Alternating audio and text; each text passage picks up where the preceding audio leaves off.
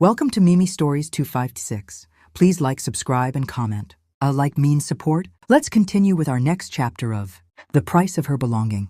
She slammed her hand down on the armrest of her chair for emphasis, the sound reverberating through the room. George stood frozen, beads of sweat forming on his brow. He was a man who commanded respect, someone whose mere glance sent powerful clients scrambling for compliance. Yet here, before his mother, he was reduced to a boy who could barely speak. Jenny stood off to the side, her small hands clutching at her dress, though her mind was far less troubled than her expression. She knew her grandmother's fury couldn't touch her.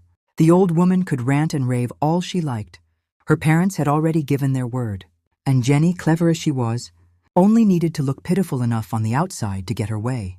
"Mom," Evelyn ventured cautiously, her voice trembling. Jenny has been lonely for so long. This girl, Adoria, is the same age as her. They'll grow up together as sisters.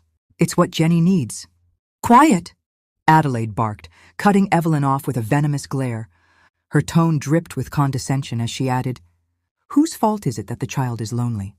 Perhaps if you'd been more competent, this wouldn't be an issue." George's fists clenched at his sides, his jaw tightening as he struggled to contain his anger. But when he saw Evelyn's head bowing under the weight of the insult, something inside him snapped. His voice, usually measured and composed, erupted like thunder. "Mom!" he roared, his tone carrying a force that made even Adelaide flinch. Jenny, startled, felt her heart leap in her chest. She had never heard her father raise his voice like that. For the first time that evening, fear flickered in her wide eyes. George turned to the maids, his voice sharp but controlled now. "Take Jenny to her room," he commanded. The maids moved quickly, escorting the girl out of the room as she threw one last glance over her shoulder. The atmosphere in the mansion was suffocating, thick with unspoken words and the weight of clashing wills.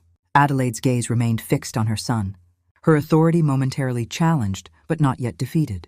George's roar had shattered the suffocating tension in the room, his voice reverberating like thunder.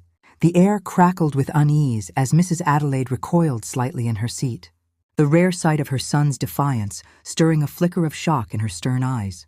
For a fleeting moment, George regretted his outburst, his heart aching as he watched his formidable mother, the matriarch he so deeply respected, coil back into herself.